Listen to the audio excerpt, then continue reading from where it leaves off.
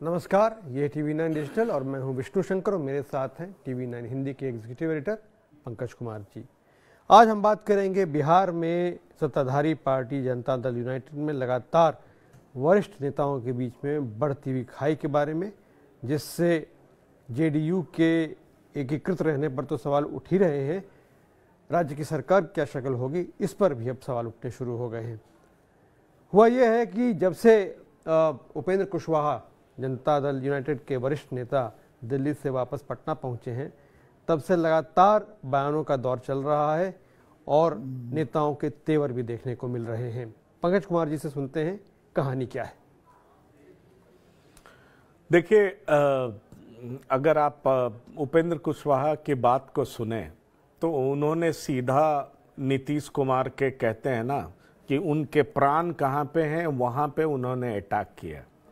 एक तरफ ये दिखाने की कोशिश जरूर की है कि नीतीश जी जब आप पे प्रहार हो रहा था, आक्रमण हो रहे थे, आपको शिखंडी तक कहा जा रहा था, तो आपके डिफेंस में सबसे आगे मैं आ रहा था, मैं करारा जवाब दे रहा था। लेकिन आरजेडी बार बार कह रही है कि डील के तहत आरजेडी को अब मुख्यमंत्री की कुर्सी मिलनी चाहिए, तो उपेंद्र कुशवाहा ने ये कह करके सीधा सीधा नीतीश कुमार को पसोपेश में डाल दिया है कि आप कार्यकारिणी की मीटिंग बुलाइए और मीटिंग में बताइए, जी हाँ, जेडीयू की कार्यकारिणी की मीटिंग बुलाइए और बताइए कि वो क्या डील हुआ था, वो जो जी हाँ, ट्रांसफर ऑफ पावर। बिल्कुल बिल्कुल। तो क्या ऐसा डील हुआ था? आखिरकार आरजेडी बार बार उस डील का हवाला क्यों दे रही है? साथ ही साथ उपेंद्र कुशवाहा कर्पूरी ठाकुर की विरासत को संभालने को लेकर के जो ये तमाम समाजवादी बिहार में बात करते हैं, तो उनका भी नाम लिया है और साथ ही साथ ये भी कहा है कि जेडीयू के तमाम कार्यकर्ता, नेता, सांसद, विधायक सब पसोपेश में कि इनफैक्ट उनका भविष्य क्या है, कहां है, क्या पार्टी का मर्जर होगा, विलय होगा, सीएम कौन होगा, क्या स्वरूप होगा 2024। मतलब उन्होंने एक तरीके से उन सभी लोगों की आवाज बननी चाहिए जो नेता के पीछे, मतलब जो आपस में एक तरह से असमंजस की स्थिति में है। मैं आपको बताऊं, मैं उपेंद्र कुशवाहा के आसपास बहुत सारे नेता हैं जो पहले आरएलएसपी में हुआ करते थे, मेरी उनसे बात भी हुई, उपेंद्र कुशवाहा जी से बात नहीं हो पाई। सबका कहना था कि सबको पता तो चलना चाहिए डील क्या होगा। अगर हम पावर, सत्ता दे रहे हैं तेजस्वी यादव को, तो ये कार्यकारिणी में इसकी चर्चा तो होनी चाहिए, और नहीं दे रहे हैं तो वो भी होनी चाहिए, जिससे नेताओं का, कार्यकर्ताओं का मनोबल ऊंचा रहे। अब सवाल ये उठता है कि जब भी उपेंद्र कुशवाहा कुछ बोल रहे हैं, आप मुख्यमंत्री जी का रिएक्शन देखिए, वो इस तरीके से झिड़क दे रहे हैं जैसे वो कुछ भी बोलते रहे, हमको फर्क नहीं पड़ता, उनसे पूछ लीजिए। कुछ दिन पहले जब वो दिल्ली में इलाज करा रहे थे, उससे पहले मुख्यमंत्री जी से पूछा गया तो बोले हाँ वो कई बार पार्टी छोड़ चुके हैं, फिर छोड़ना चाहते हैं, तो उन्हीं से पूछ लीजिए। मतलब साफ था कि सीएम नीतीश कुमार भी मन बना चुके हैं, ये बात बहुत साफ। उपेंद्र कुशवाहा पार्टी छोड़ेंगे, ये मन बना चुके हैं। देखिए, टकराहट तो बहुत साफ दिखाई पड़ रही है जी। और सबसे बड़ी टकराहट ये है कि 2 फरवरी को जगदेव प्रसाद की जयंती मनाई जानी है, और जगदेव प्रसाद की जयंती जब 2 फरवरी को मनाई जाएगी, और जिसकी मनाही जेडीयू कर चुका है जी, तो जब वो मनाही कर चुका है और ये मनाएंगे तो ये मनाएंगे कैसे? तो ज्योतिबा फूले समता परिषद एक इन्होंने संगठन बनाया हुआ जो नॉन पॉलिटिकल है जी, तो वो मनाएगा। अब वो मनाएगा तो ये मनाने जाएंगे, मतलब एक भिड़न तो वहीं पर होगा, क्योंकि जगदेव प्रसाद जी का एक विशेष स्थान है कुशवाहा समाज में, और उनकी जयंती मनाने का मतलब है कि कुशवाहा समाज में ये अपनी राजनीतिक जमीन मजबूत करना चाहते हैं, ये बताना चाहते हैं दरअसल अपनी प्रेस्टीज, अपनी इज्जत, अपनी ताकत को ये कुशवाहा समाज से जोड़ करके प्रदर्शित करना चाहते हैं कि अगर मुझे निकाला जाता है तो ये अपमान कुशवाहा समाज का होगा। अगर मैं निकलता भी हूं तो चूंकि कुशवाहा समाज अपमानित हो रहा है इसलिए मैं निकल रहा हूं। अब देखिए इसके पीछे पॉलिटिक्स है। कुछ दिन पहले भी उन्होंने साफ कर दिया कि मैं कोई साधु तो हूं नहीं, मतलब उनको पद चाहिए। पद उन्हें क्या दिया गया? संसदीय बोर्ड का अध्यक्ष बनाया गया। कोई वैसा प्रासंगिक पोस्ट नहीं दिया गया उनको जिसकी वो अपेक्षा रखते हैं। तो सक्रिय पद कोई नहीं मिला। जी हाँ, इसलिए वो घुटन महसूस कर रहे हैं। अब घुटन महसूस कर रहे हैं तो वो पार्टी फोरम पर ही वो आवाज बन रहे हैं जिसका जवाब देना नीतीश कुमार के लिए आसान नहीं होगा। पंकज जी ये बताइए कि अभी तो इस महागठबंधन की सरकार को बने में ज्यादा समय भी नहीं हुआ है, ऐसे में इस तरह की खींचतान शुरू हो गई है। क्या इसका मतलब ये है कि जो नेता हैं जनता दल यूनाइटेड में अब उनका जो धैर्य है वो खत्म होता जा रहा है? देखिए एक चीज जो मुझे जो बयान है तेजस्वी यादव जी जो बयान दिया है कि इन बयान वीरों से क्या लेना देना है, वोट तो लालू प्रसाद जी और नीतीश जी के पास है। इसका साफ मतलब है कि भाई जो भी महागठबंधन की ताकत है वो इन दो नेताओं की वजह से। तो ये बयान वीर जो बयान दे रहे हैं इसके कोई मायने नहीं है। चलिए इस बात को मान भी लिया जाए तो एक बात तो साफ है कि दोनों दल में ऐसे नेता हैं जो अपने नेताओं के कंट्रोल में नहीं है।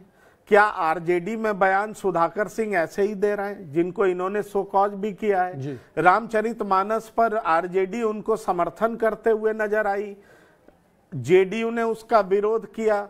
आलोक मेहता ने 10% सवर्णों को आड़े हाथों लिया तो जेडीयू ने विरोध किया। तो देखिए कई इश्यूज हैं जिस पे जेडीयू और आरजेडी के बीच में भी रस्साकशी है। और उसकी वजह क्या है? तो उसकी वजह कहिए उसके पीछे का मर्म है कि तेजस्वी को सत्ता में बिठाने की चाहत आरजेडी में बहुत ज्यादा उमड़ पड़ी है, कह लीजिए बेचैन है वो। लेकिन जेडीयू क्या करेगी इसका एहसास नहीं है। पर इसके इतर क्या है कि ये लोग बड़े नेता नहीं चाहते होंगे कि गठबंधन टूटे, पर जो बीच के नेता हैं वो लगातार बोल रहे हैं। पर ये उपेंद्र कुशवाहा का जो स्टेटमेंट है, देखिए उनका अपना भी अपनी महत्वाकांक्षाएं भी हैं, अपनी इच्छाएं भी हैं। वो सीनियर लीडर हैं, एक पार्टी चलाते थे, उन्होंने अपनी पार्टी को मर्ज कर दिया। अब सवाल उठता है कि वो वापस अगर इस पार्टी से निकलते हैं तो वो ये बताने की कोशिश करेंगे ना कि जो नीतीश कुमार लव कुश के गठजोड़ की बात करते हैं तो उस नीतीश कुमार की नजरों में कुश के लिए क्या भावना है? कुश माने कुशवाहा और लव माने लव मतलब कुर्मी समाज को ऐसे बिहार के उसमें कहते हैं। अब देखिए बीजेपी ने सम्राट चौधरी का कद बढ़ाया है, विधान परिषद के वो नेता हैं, वो भी कुशवाहा समाज से आते हैं। उसके काट में उपेंद्र कुशवाहा को अपनी पार्टी में जोड़ने की कोशिश की गई। अब ये देखिए कि उपेंद्र कुशवाहा भी अगर नीतीश कुमार को छोड़ करके जाते हैं तो लव कुश की पार्टी कही जाने वाली, समझी जाने वाली कि कोर वोट बैंक इनका ये है। तो जी हाँ, उस पर एक बड़ा चोट तो पहुंचेगा ही, एक बड़ा मैसेज तो जाएगा ही, खासतौर पर कुशवाहा समाज में जिसकी संख्या भी कुर्मी समाज से ज्यादा है। लेकिन वो तो मतदाता तय करेंगे कि भाई वो लव कुश के गठजोड़ का नेता या क्या वो नीतीश जी के साथ रहना चाहते हैं या किसके साथ रहना चाहते हैं, वो तो मतदाता तय करेंगे। लेकिन कुशवाहा समाज के ये दो बड़े नाम हैं, बड़े नाम गिने जाते हैं और ये कुशवाहा समाज की राजनीति भी करते हैं। देखिए सम्राट चौधरी तो बीजेपी के नेता हैं तो निश्चित तौर पर हिंदुत्व की राजनीति करते हैं, लेकिन जो कोर वोट बैंक, जो बड़ा समर्थक जाति कहा जाए तो वो कुशवाहा समाज ही है। पंकज जी अभी कुछ समय पहले उपेंद्र कुशवाहा ने एक बयान दिया था, वो हमारे पास है, आइए उसको पहले सुन लेते हैं फिर आगे बातचीत करेंगे। जिस अर्थ में संपर्क की बात की जा रही है, भारतीय जनता पार्टी के नेताओं से हमारी पार्टी में जो जितना बड़ा नेता है वह उतना ही ज्यादा संपर्क में है। अब उपेंद्र कुशवाहा के साथ एक तस्वीर क्या आ गई कि इसको बात का बतंगर बना दिया गया। इसका कोई मतलब है क्या? हम यह कह रहे हैं कि हमारी पार्टी ही 2 बार 3 बार भारतीय जनता पार्टी के संपर्क में गई और भारतीय जनता पार्टी के संपर्क से अलग आई, तो पूरी पार्टी जब अपनी रणनीति के हिसाब से जो आवश्यक होता है करती है, और मेरे बारे में हम चले गए कभी तो उसको लेकर चर्चा करना, यह कोई बात है क्या? नीतीश कुमार ने कहा कि फैसला लेने के लिए लोग स्वतंत्र हैं, फैसला ले सकते हैं। किस बात का फैसला लेना है? अगर आपको किस बात का फैसला लेना? आप जेडीयू में रहेंगे सर कि देखिए, ये तय करने वाले कौन, मेरे अलावा कौन दूसरा तय कर सकता है? आप लोग थोड़े तय कीजिएगा। या आप पूछ रहे हैं कि फैसला लेंगे क्या?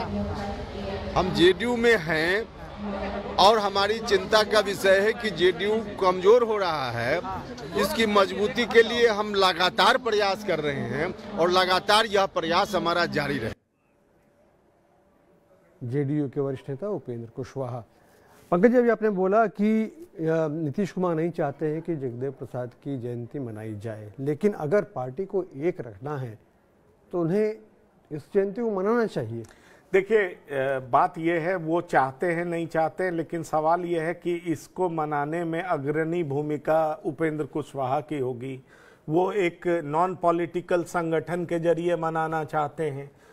कई सवाल ये उठ रहे हैं कि वो जब मनाएंगे तो उसी समय ये रणनीति तय होगी कि उपेंद्र कुशवाहा करेंगे क्या ऐसी जयंती को जेडीयू औपचारिक तौर से समर्थन देगी। तो कल न्यूज में आ गया कि जेडीयू समर्थन नहीं देगी, ये उपेंद्र कुशवाहा को मनाने भी नहीं कहेगी।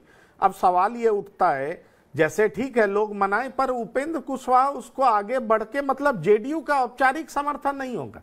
देखिए, बड़ी बात क्या है? बड़ी बात बहुत सीधा है कि जब रामचरितमानस पर विवाद हुआ तो उपेंद्र कुशवाहा ने सीधा लालू परिवार पर अटैक कर दिया जी। उपेंद्र कुशवाहा ने कहा कि ये वो पिच पर खेल रहे हैं जो बीजेपी की पिच है, मतलब बीजेपी से मिले हुए हैं और सीबीआई से डर गए हैं। पर दिल्ली से लौट के आए तो पटना में इन्होंने कह दिया कि जेडीयू में जितने बड़े नेता हैं वो बीजेपी के संपर्क में। मतलब साफ है कि महागठबंधन के दो घटक दल हैं, उन पे सीधा इन्होंने आक्रमण कर दिया।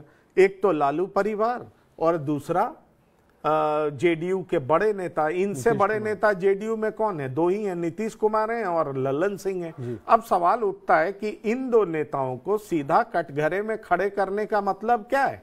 कि आपकी अपनी पार्टी के दो शीर्ष नेताओं से के खिलाफ आप बगावती बोल रहे हैं। इतना ही नहीं, इस महागठबंधन के जो घटक दल हैं उनके भी जो शीर्ष नेता हैं उन पर आप सीधा आरोप लगा रहे हैं। मतलब साफ है कि महागठबंधन से आपका मोह भंग हो चुका है। अब देखिए, एक शहादत की तैयारी है। शहादत की तैयारी इसलिए है क्योंकि आरएलएसपी को इन्होंने मर्ज कर लिया।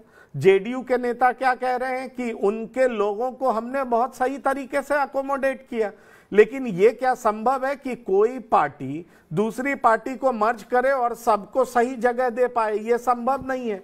तो अब क्या होता है कि चूंकि इनके बहुत सारे समर्थक भी नाराज होंगे कि ये खुद ही मिल गए पार्टी में और लोगों का ध्यान नहीं दिया, तो ये ताकत कहां से पाएंगे, स्ट्रेंथ कहां से गेन करेंगे? जनता से, लोगों से। अब वो उनके पास जाएंगे जिनके ये नेता समझे जाते हैं। तो निश्चित तौर पर राजनीतिक मकसद जगदेव प्रसाद जी की जयंती मनाने का यही है, ताकि कुशवाहा समाज में अपनी जमीन को मजबूत कर सके, और इसी की तैयारी कर रहे हैं। और उसके पीछे का मकसद बेहद साफ है कि आप जेडीयू में आए, आपको मिला क्या? आपने पार्टी मर्ज कर दी, आपको मिला क्या?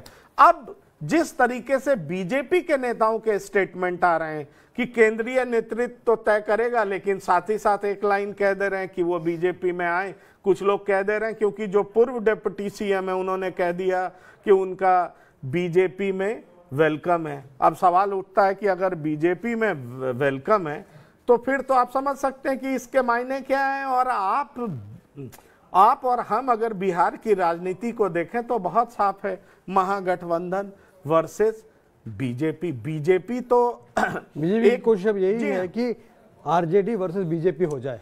देखिए, ये भी एक कोशिश है। इसलिए चक्रव्यूह में नीतीश कुमार का मतलब क्या है? वही मैं आपसे पूछने वाला था कि 2 तारीख के बाद चक्रव्यूह में फंसा हुआ अभिमन्यु कौन होगा, नीतीश कुमार या उपेंद्र कुशवाहा? देखिए, उपेंद्र कुशवाहा का स्टेक सिर्फ इतना है कि उनको जगह नहीं मिला तो वो बाहर चले जाएंगे। पर सवाल ये उठता है कि क्या जेडीयू के और एमपीज और एमएलएज बाहर जाएंगे? क्या वो संख्या है? क्या उपेंद्र कुशवाहा इतनी ताकत रखते हैं कि बाकी सांसद कार्यकर्ताओं को भी अपने साथ ले जा सकते हैं। ऐसा इसलिए सवाल उठ रहा है क्योंकि ये सच है कि 16 सांसद जेडीयू के हैं, जो कि बीजेपी के साथ चुनाव जीत करके आए थे, आरजेडी के खिलाफ चुनाव जीते थे। वो भी अपने भविष्य को लेकर के कसमकश में हैं कि आखिरकार उनका राजनीतिक भविष्य क्या होगा। बहुत सारे ऐसे एमएलएज हैं जो आरजेडी के खिलाफ जीत करके आए हैं, वो भी अपने भविष्य को लेकर के चिंतित हैं। तो जाहिर तौर पर अगर चिंता है और हैरानी परेशानी है, जिसका जिक्र खुद उपेंद्र कुशवाहा भी कर रहे हैं, तो एक परेशान रहना और एक खुलकर विरोध करते हुए उपेंद्र कुशवाहा के साथ पार्टी छोड़कर बाहर निकल जाना, ये दोनों दो चीजें हैं। वो आने वाला वक्त ही बताएगा कि ऐसा हो पाएगा या नहीं। पर उपेंद्र कुशवाहा ने जिस तरीके से पिच तैयार की है, मतलब साफ है कि उपेंद्र कुशवाहा जल्द ही जेडीयू से बाहर होंगे। शुक्रिया पंकज जी सारी एनालिसिस के लिए। तो 2 फरवरी बिहार की राजनीति में महत्वपूर्ण साबित हो सकती है। उसके बाद बिहार की राजनीति की शक्ल क्या होगी, इसके बारे में आप हमेशा जानने के लिए TV9 डिजिटल से जुड़े रहिए। बिहार की सभी खबरें सबसे सटीक तरीके से आपको यहीं देखने के लिए मिलेंगी। हमारे साथ अभी जुड़ने के लिए शुक्रिया। अब इजाज़त दीजिए।